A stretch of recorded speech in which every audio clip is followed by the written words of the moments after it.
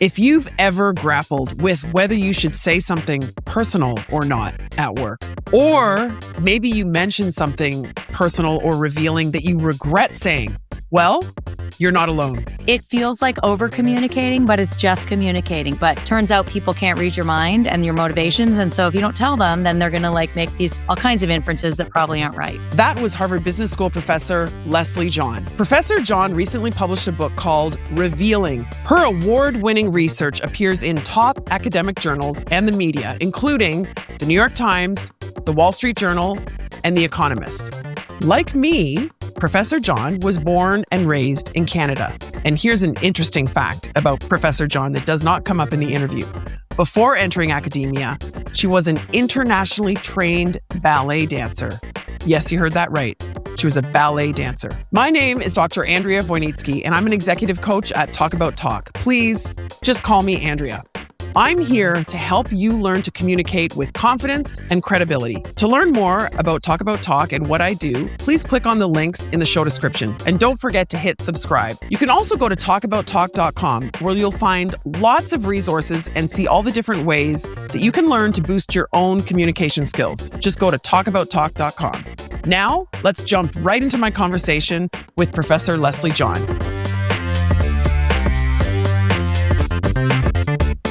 Thank you so much, Leslie, for being with us here today at Talk About Talk to talk about revealing and oversharing.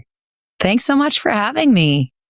So, as I was reading your book, something occurred to me, Leslie. I was thinking that one of the big questions that I try to help my clients answer is when they're asked the question, tell me about yourself.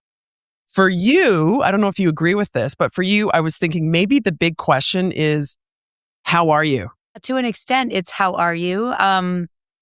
It's interesting because I do think that in order to answer that question, it seems like a very simple question, but as I learned more about it and about myself as I wrote the book, actually, I realized that it actually requires some emotional literacy. And I realized that sometimes the issue isn't when someone doesn't answer, doesn't reveal, doesn't say how they are. Sometimes it's not just the superficial, not answering. It's actually often much deeper is they don't even know how they are. And I say this because this is what happened to me because I was talking to my therapist. I don't even know what I was fetching about, but I kept saying how other people felt or what I thought. And he said, well, how do you feel? How do you feel? And he kept saying, how do you feel? And I'm like, until finally I said, what is a feeling? And then I know, so it seems so simple, but I realized I don't even know. I'm not naming feelings. I don't know what a feeling is. And then he gave me this tool called, it's an emotions wheel that helps you kind of articulate what you're feeling so you can say it. It helps you expand your emotional vocabulary. I actually have one in my book. I made my own because all of the ones I was finding were too complicated for me. I needed that much remedial help. So I made an even simpler one. But yeah, this question of how are you? It can be a lot more complex than you think. And it can expose that you don't actually really understand yourself, at least in my case. Yeah. So yesterday I was in an executive education program where an emotional intelligence academic was actually talking about that wheel. So I know exactly what you're talking about. And thank you for simplifying it because it can be overwhelming. But what I'm hearing here is that if someone asks how you are, maybe one of the reasons that we kind of go on autopilot and say, fine, right? That's the default answer. I'm fine. How are you? Or I'm good. How are you? You'll hear people say, maybe part of the reason that we answer that isn't just because we don't want to reveal so much about ourselves. It's actually because we don't even know ourselves. Exactly. That's what I discovered. And that was wild. I'm 45 years old and I don't know I need a freaking feelings wheel. It's wild. But I think different generations have honored different things. And my parents' it's IQ or bust. I don't even know how much my mom believes in psychology even. It's funny because one of my jokes or quips about parenting is that every parent screws up their kids the goal is to screw them up in a different way than how you're screwed up. That resonates, Leslie. Yeah, that And resonates. so for me, like with my kids, I'm always asking them like, how do you feel? How do you feel? And I'm sure I'm screwing them up in other ways, but by God, they will know their feel. And one night my kid said, he was 3 when he said this. He said, Mama, I love you, but sometimes I don't like you. And I'm like, Yeah, I that's read that. That's in amazing. your That's book. Yeah. amazing. Like Yeah. I could not, I only like just started being able to do that. That's Or very they'll cool. say, I'm feeling frustrated. I'm like, what? You're talking about your feelings? I know. And then I'm like, great. Like I'm like celebrating their frustration. I'm like, no, I'm not happy you're frustrated. Just the fact that you know what it is. So they're very lucky, I'm going to say, to have a mom who's attuned to that. And maybe they will grow up to be the senior leaders who are not only sharing their emotions in a productive way, but also encouraging their teams to. Towards the end of your book, you talk about leadership and how emotions and revealing and oversharing shows up in the work context. And at the end, I'm just staying on this topic of emotions. I get asked about this all the time, Leslie. Like, people will say, I've welled up and people can see that I'm about to cry. Or they'll say, like, no, I was a blubbering mess. Or they'll say, under no circumstances will I shed a tear at work, even if I am, like, whatever it is, exhausted and overwhelmed or whatever it is. So what's your take on that? Oh, yeah. I've got a lot of takes. So I guess I get why people are like, under no circumstance will I show that I'm crying or want to cry or feel like crying. I get it because there is research on this. And as you probably would expect, especially when women cry at work, the risk is that they're viewed as like hysterical and overly emotional and not like, it kind of erodes your credibility or your perceived competence, right? Which is not good. So that concern is valid. So the way I think about it though, if you do have to cry, like cry. Great if you can do it in private, but if you can't, and sometimes you can't, then the really important thing is to own it and to say why you're crying. Like that can salvage your reputation. I know so because, as you know in the book, I had an epic crying episode where I was a pretty junior academic at the time and I was giving a talk at the University of Chicago, if I want to mask the name, um, That's funny. and, which has a reputation for being jerks to the speakers, especially female. Like it's just a toxic environment. So I gave a talk there when I was starting out and I had like prepped everything. I was like, they're going to ask me all the hard questions. So I was like extra ready. And then in the talk, yeah, they were asking me hard questions, but they were asking them in a really nasty way. They were being belligerent. They were interrupting me. They were being loud. They were not accepting a perfectly reasonable answer. So like they were being behaviorally obnoxious and asking hard questions. So there's kind of a couple things. And I was crying because they were just being a-holes, because they were being bullies. They were being mean. And, when you're like, okay, okay, I can do this. But then there's just this onslaught. It just kept. And then I'm like, I couldn't control it anymore. And just the dams open and it was ugly cry. It was like, it was the blubbering version that you mentioned. And so I couldn't hide it. And so what I decided to do in that moment, I thought, well, it can't get worse than this. Maybe I can just lecture them on why they suck, like why they're so nasty.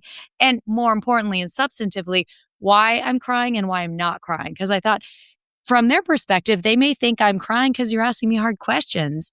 And that's very undermining of my credibility. And so I wanted to kind of set the record straight. And so I just stopped the talk as I'm like, and I said, I want you to know why I'm crying and why I'm not crying. And then I said, I'm crying because what I just said right now to you, like I gave all the examples of how they were being obnoxious.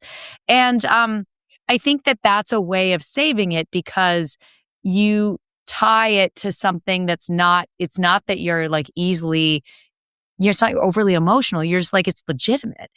And the fact that you then are able to speak about your feelings and talk about them also models a certain maturity and a certain stability, even though you're you don't feel stable.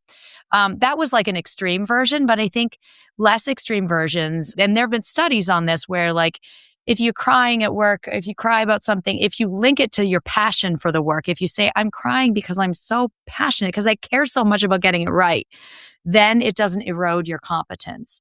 The other thing that I think that's interesting is especially if you're a leader, first of all, leaders have a lot more latitude because they already have high status. They already have respect. So they've got kind of a nice competence capital. They've got this bank.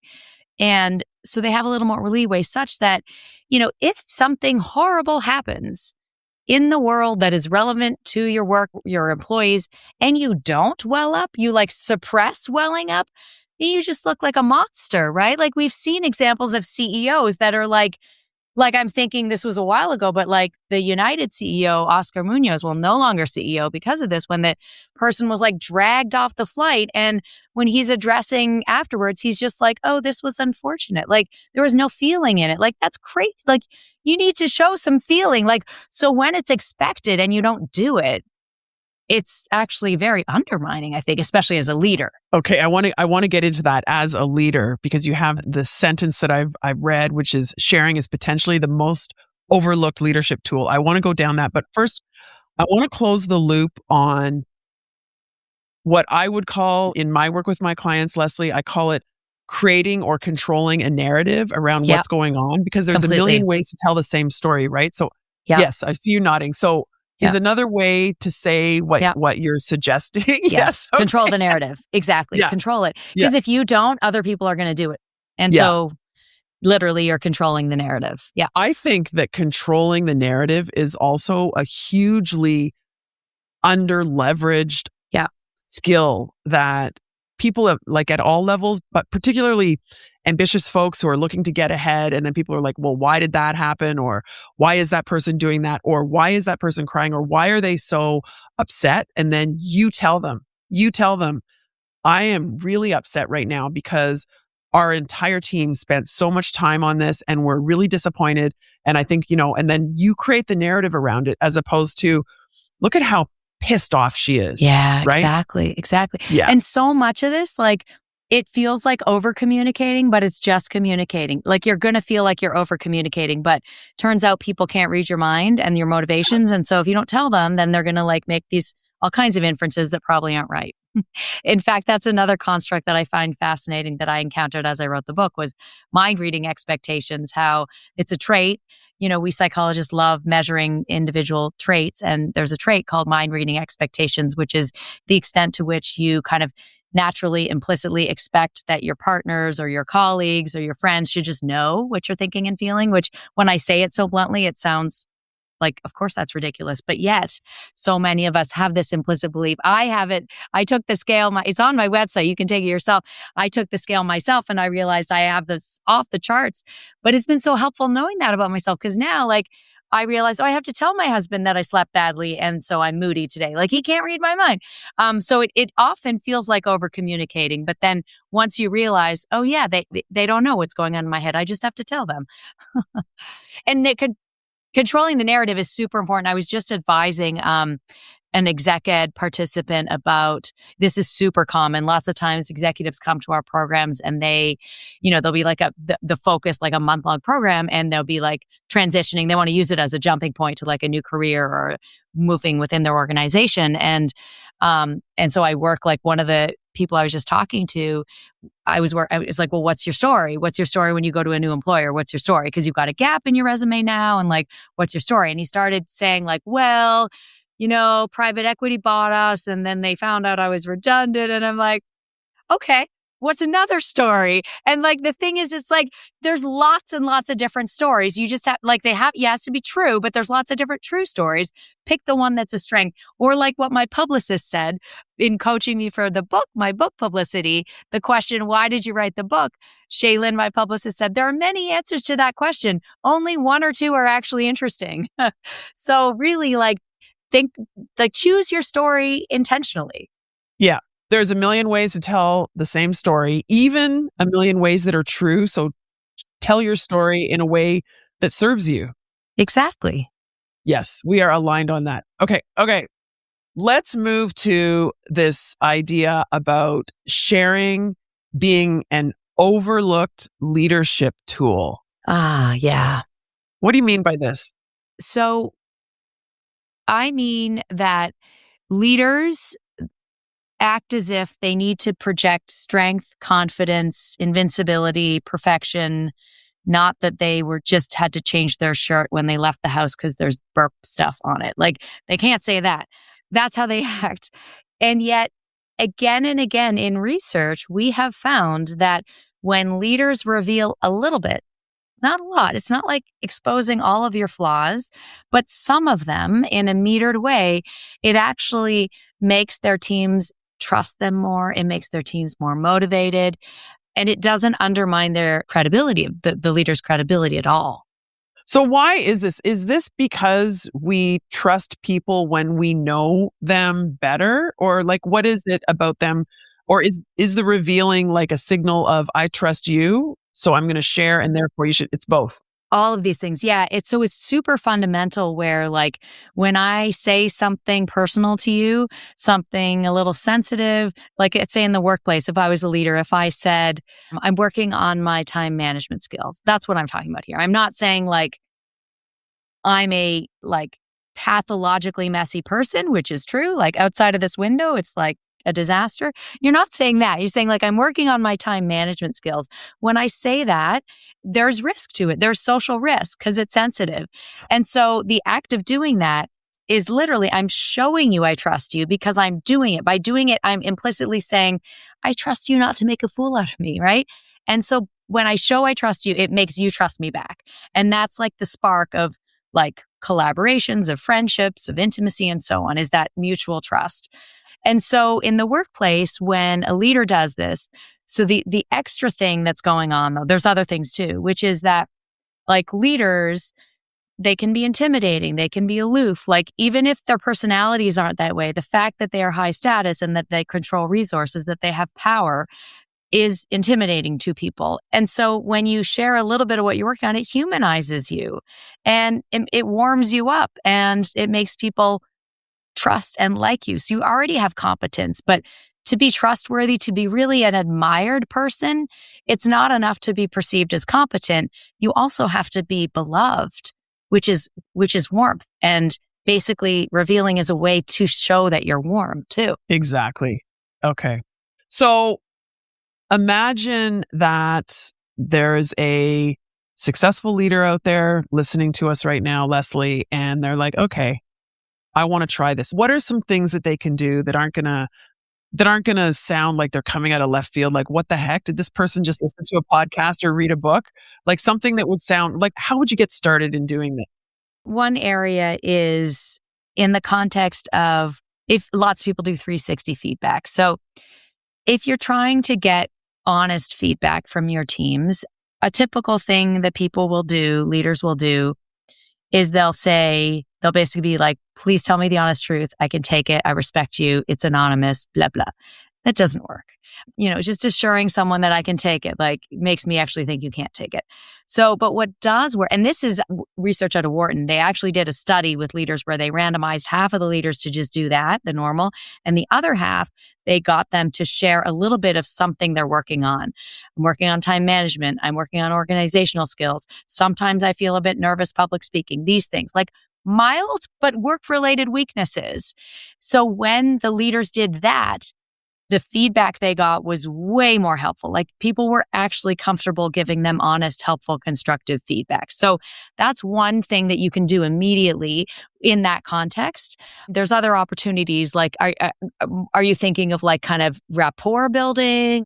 So implicit in your answer there, something, and maybe this is a bias of mine, but I think I also hear this from the folks that I coach, is that what could be overshared or revealed, they're thinking about personal things, not professional. And your answer was about sharing workplace focused or more professional oriented vulnerabilities. So I think that that in itself is a point, right? Like if you're not comfortable sharing something personal, meaning like from your personal life, how can you be vulnerable about maybe it's something that you're particularly worried about at work or a skill that you're developing at work. Even that is considered revealing. Totally. That's so interesting because it shows how like weird I am or something that to me revealing a weakness in a workplace is like more revealy than saying like something super personal about myself, like that I peed my pants on stage. Like that's, but I realized that I'm abnormal. So I love the way you framed that like, if you don't want to do the risky thing of sharing something personal, you can do the less risky thing or more like context appropriate, like less weird from what what your direct reports are going to hear. Yeah. Share a work related weakness or like, oh, my handwriting is so messy. I hate that. I'm trying to make it better. Like a foible, even. You think of the like pratfall effect in psychology of like somebody spills a bit of coffee on themselves and it makes them endearing and people like them for it. It's kind of similar to that. Makes you more likable. I mean, almost anything personal that's somewhat sensitive that you share will make you come across as more likable, as more warm. The exception there is sharing things about like unethical behavior. So best not to do that in the first place. If you're revealing a character flaw that is, not something you're working on necessarily, it's like, okay. Right. But even still, it's interesting because it's like relative to what? Well, if someone asks you, what's the worst grade you've ever gotten? Like in a job interview, and the answer is F, and you say, I'm not answering that question. You will be viewed with contempt relative to if you just say, yeah, I got an F. So sometimes, like admit, not that that's immoral, but that's like quite negative, right? I mean, even immoral things, we've tried it with immoral things too. And it's the comparator is important too, right? Saying something that you've done that's bad. Have you ever filed a false insurance claim? Yeah, I've done that all the time. Versus have you ever filed a false insurance claim? I'm not answering that question, right? Right? That's so much worse. Neither of them is like optimal at all. I wouldn't, but that was a series of thought experiments to really push it and be like, conspicuously withholding is so bad that it's actually better to admit to bad things. Okay. So this is a beautiful transition to the omission bias. Can you describe the 2x2 with the reveal, don't reveal, and the pros and cons, and how and why this pattern exists where we have this omission bias? I love this. Oh, thanks. Yeah, this is kind of the North Star of the book, which is, how to make better disclosure decisions. Because on the whole, my view is that we don't disclose nearly enough. Like we're way too scared of TMI and we're not scared enough about TLI, too little information. We didn't even have a word for it until me. I think TLI is a way bigger issue.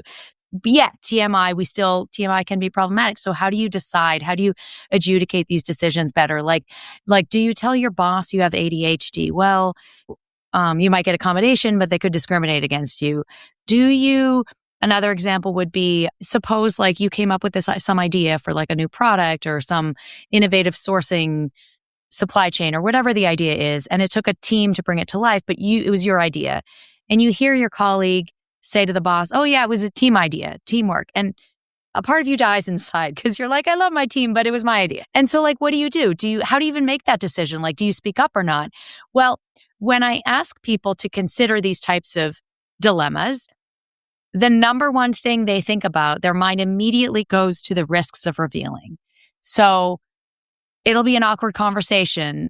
They're going to hate me. I'm going to come across as petty and needy, like risks of revealing. And those are valid. Those are real risks of revealing. But the problem is, this is so crazy. Again and again in my research, like people do not come up with there's 4 things. It's a 2x2, right? We love 2x2s at HBS. We love 2x2s in our MBA lives. So this is just one quadrant, risks of revealing. What else is there? There is the risk of not revealing. There is the benefit of revealing, and there's the benefit of not revealing. So it's risk, reward, reveal, don't reveal. It's a 2x2.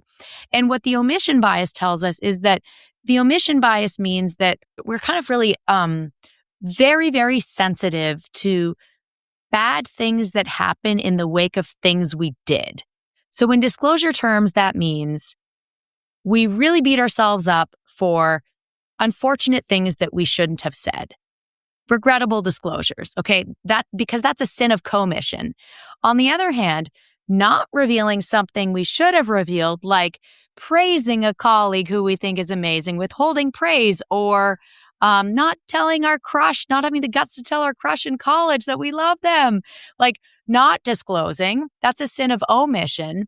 And we're not so worried about those sins of omission. We don't beat ourselves up over not having taken important actions, right? Even saying that is confusing cognitively, right? But yet sins of commission, bad things we did, blurting something and seeing people cringe, that's a sin of commission we're really sensitive to. By contrast, not revealing something that we should have is a sin of omission. And we don't even code it as a sin often. We don't even realize it because it's like missed opportunities right? You didn't do anything. Salient. Right. You didn't do anything. Yeah. And so one of the things I've started doing in my life is just trying to gain a more appreciation for the opportunities to share. Because of omission bias, it's so insidious that it causes us to not even realize the opportunities that we have to share. So I started doing these things that I call disclosure audits, where I'd go through the day and I would, because I'm a nerd, I'm going to do some quick data collection here. I would go through the day and I'd have a sheet. Okay. The sheet says, it's a tally. It says said, unsaid. And because so much of the things I don't even consider revealing, it'll become clear. Just a 2-minute exercise here. So I wake up in the morning, typical boring day. I wake up in the morning, I roll over in bed. I say, good morning, Collie, to my husband. What I don't say is I slept like crap. When I don't sleep well, can't regulate my emotions, I'm going to need kid gloves. I don't say any of that. It doesn't occur to me to say it. We're standing in the bathroom, brushing our teeth. I think to myself, I feel older than I thought I would at this age. And then I'm like, wait, is that a zit? I'm 45. How come I still have acne? I don't say any of this. And so we haven't even gotten to breakfast and I'm 5-1, 5 unsaid, 1 said. And the point isn't that in this case, I think I should have said all of those things. But, I get to my office later in the day. My assistant asks, how are you? I say, I'm great. What I don't say is I'm overwhelmed. I'm exhausted. I got a big presentation. I don't say that. I think that's fine. The point isn't for all the unsaid things to be said. You don't want that. I don't want that. The point is because sometimes we withhold for good reasons. Sometimes we don't have time or we're being thoughtful or there are status imbalances that would make it unkind to share. But so often we don't even appreciate these as opportunities. We don't code them as decisions. We just default to silence, but they are decisions. And I think that we should treat them as such and consider revealing more. In all of those, the ones I wrote down, I think I should have said, because talking about my body to my husband, that's a source of intimacy, how you actually feel about yourself. And knowing that your partner knows how you feel is the source of intimacy. Feeling known for who you are is probably the most powerful source of intimacy. So I'm blabbing on, but can you tell I feel passionately? But so that omission bias makes us, we don't even realize it. So I've been trying to kind of realize these things. And then once you realize you have way more opportunities, then you can do the matrix, the 2x2, and start, and with the thing about the oh, should I say something about this person who didn't credit my idea? Immediately we know the risks. But if I then get you to go further and say, okay, those are valid. What are some risks of not revealing? You might say, well, I'll ruminate and I'll brood. And when I brood, passive aggression maybe seeps out and maybe that will be bad for our relationship. And you start to see, oh, there's risks in the other way. And if I could figure out how to say it to the person, which is a whole other topic, is how to say hard things, but we can do, there's good science on that. So suppose we figure out how to say it. If I say it, then that person will know me, that I care about ideas and ideas matter. And maybe they'll respect me for that. So that's kind of how I think about these decisions now. So you're reminding me, Leslie, recently I had a conversation with a friend and neighbor who is in his 50s, and he, for the first time, is bike riding, and he signed up to do this really endurance ride. And he's like, am I crazy? And I said to him, we don't regret what we do. We regret what we don't do. And I feel like we can also say we don't regret what we say as much as we maybe regret what we don't say. It's so right. It is. But it's weird. It's a little bit tricky because in the short run, we like immediately after we say something a little edgy or we do something we maybe shouldn't have, we feel regret over the thing we did. Right afterwards, we feel more regret over sins of commission, regrettable things we did than things that we did not say that we should have. But over time, it completely flips. Over time, and that's the important thing that you're highlighting, over time, you end up regretting. You're like, whatever, I made some silly joke. That doesn't matter. What I really regret is I didn't tell my first love how I really felt, and now I don't have them anymore. The first chapter tells a story. I mean, they're lucky, those two people, because they ended up reuniting. But so often, I think that's so relatable to people. And to me, one of the things that just really blew my mind when I was doing research for the book was this is Tom Gilovich's work on regret, but it's also in a parallel universe, a woman by the name of Bronnie Ware found this as well. So she's a palliative care nurse. And so she spent many, many hours with people in their final moments. And she started kind of grouping together the things people say they regret. And 4 out of the 5 top regrets are regrets of things they did not do. And number 3 is directly about not sharing. Number 3 is, I wish I had shared my feelings more.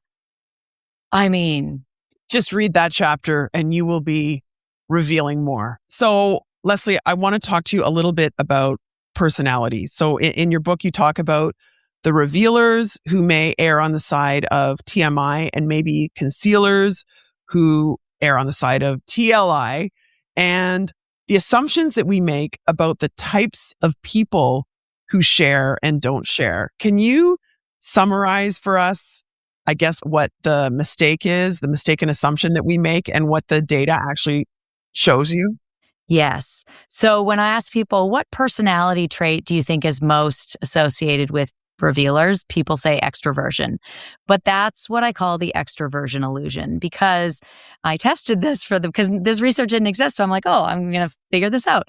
And it turns out that extroversion is not related to whether you're a revealer or a concealer, which actually kind of makes sense when you think about it, because extroverts, they're talkative, they're bubbly, they're positive affect, they're outgoing, but like decibels doesn't mean depth, it doesn't necessarily mean. And then when I started thinking, like, one of my best friends is a hardcore extrovert, like so much so that I'm such a social loafer in situations with her because she just does all the talking and I can just like hang back.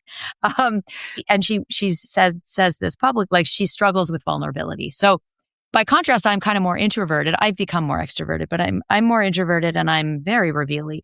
So the one trait that is very strongly predictive of being comfortable opening up is agreeableness.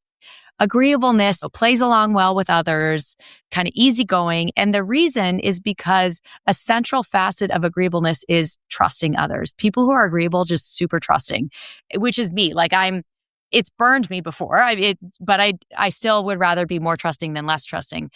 So it's agreeableness that is predictive of being revealy. So when I read that, I was like, that makes so much sense. The agreeable folks assume the best in others, and therefore maybe the risk of omission for them is not as high as it would be for people that are low on agreeableness. I love that point. I think so folks out there, if you've taken the Big 5 personality test, think about your level of agreeableness on that scale and then ask yourself whether that maybe correlates with your propensity to reveal. And you have a quiz on your website, don't you, Leslie? Yeah, I was just going to say, so there's a mind reading quiz and there's a, do you have a revealing personality quiz? So you can test yourself. Okay, awesome. I'll put the links to all of that, plus the diagram of the 2x2 and more in the show notes for people to access. Are you ready for the 3 rapid fire questions? Yes, I feel unprepared, but maybe it'll be even better. Well, guess what? I think you've already answered the first one, so this will be really rapid. But the first question is, are you an extrovert or an introvert? Oh, introvert, which is surprising. But I do think that I have I know that I've become more extroverted, which I'm happy about because extroverts are happier. And I think honestly, I know this is rapid fire, sorry. The reason I'm more extroverted is because of kids. Like they forced me to push because, you go to social events, you hang out with other moms, and then I realized, I kind of like people. I kind of like talking to people. Nice.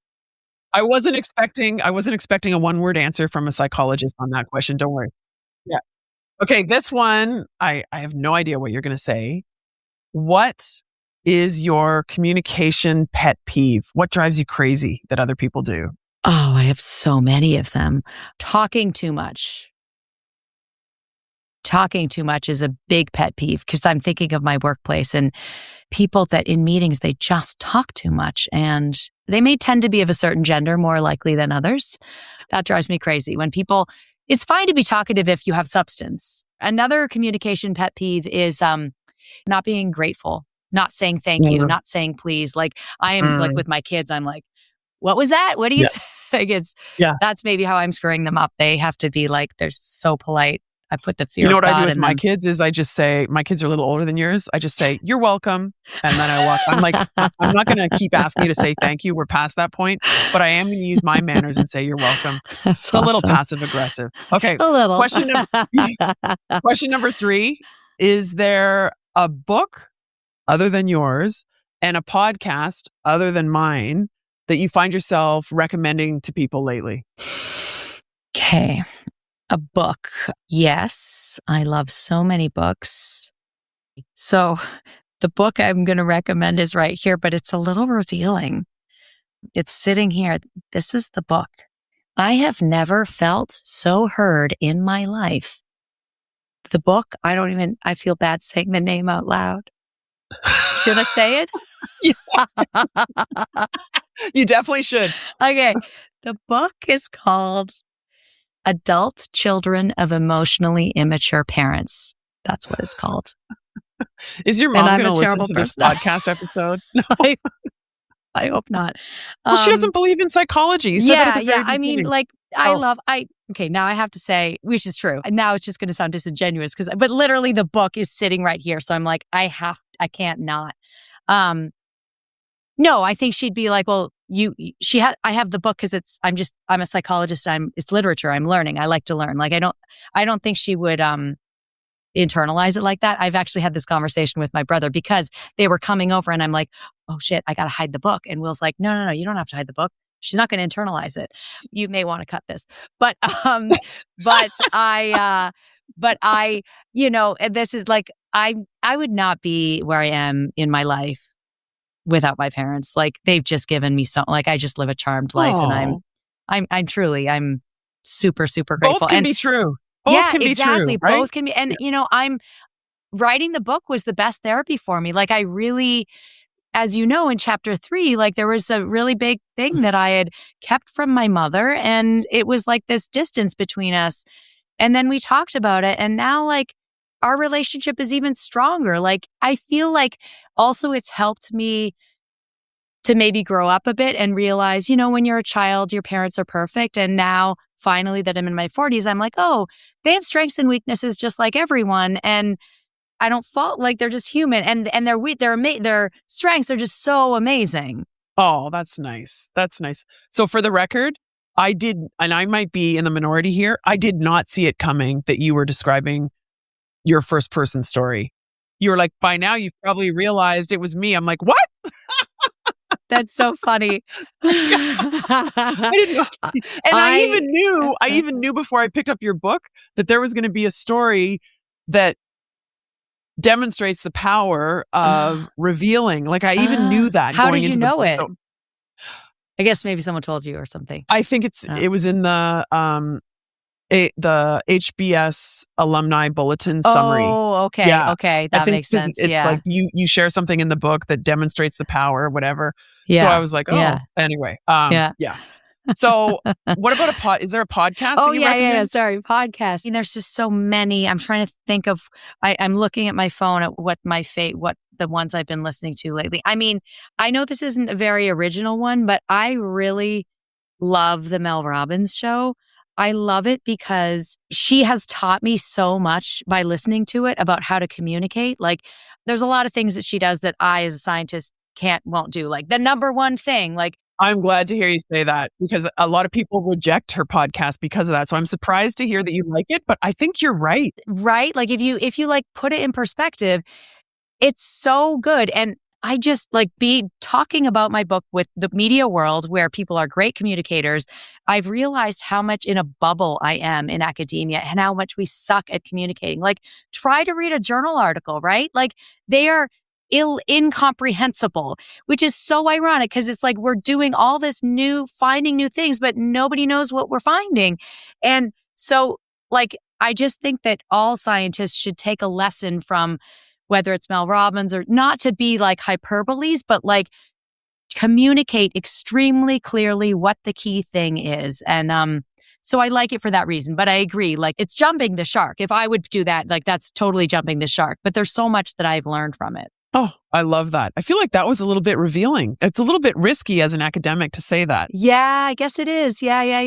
Yeah. But you created a narrative around it that is very valid. So look at how meta this has become, which often happens. I want to say thank you so much, Leslie, for your time. I really enjoyed this conversation, and I have a copy of your book right behind me. And I hope that either when I come to Boston or you come to Toronto, that you can sign this for me. I can't wait for that. And I can't wait for you to sign your book to me when it comes out. I can't wait to read it. It's going to be so good. I would love that too. Trust me. So, is there any last advice you want to share with the Talk About Talk listeners, these ambitious professionals, about the power of revealing? Yeah, I mean, I think it's that revealing is a skill. Sometimes we think of it as we're either good or bad at it, but I really think it's a skill. Weirdly, we're never taught it. But like any skill, we can get better at it with practice, with experimentation, with reflection.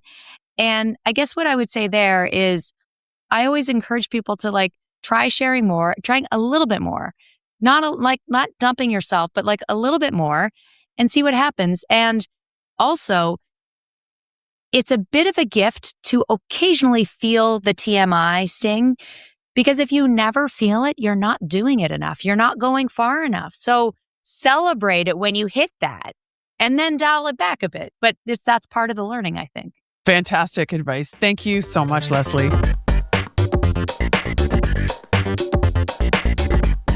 Thanks again to Professor Leslie John. Now, as always, I want to summarize with 3 key learnings that I hope you take away from this episode, just briefly.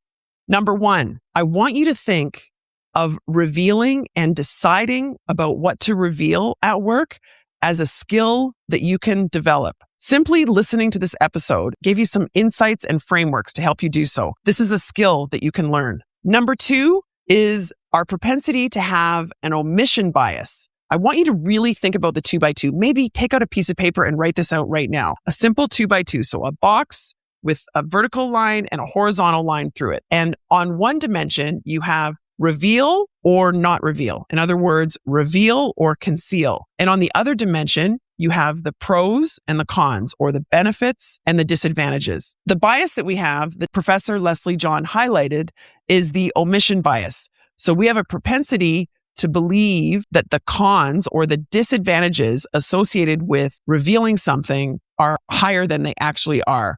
Very often, there are more benefits to revealing things than not. So the next time you're actually considering consciously whether to share something or not, you can pull out a piece of paper, draw this 2x2, and really think carefully about what the benefits and the disadvantages are of revealing versus concealing. The third and last thing that I want to reinforce with you is that if and when you're deciding that you want to reveal more at work, there are really 2 ways that you can think about this. This came through in the conversation. I thought this was fascinating. So what you decide to reveal could be in a personal context or in a professional context. So that's it for this episode. I hope we've helped you think a little bit differently about revealing and oversharing at work.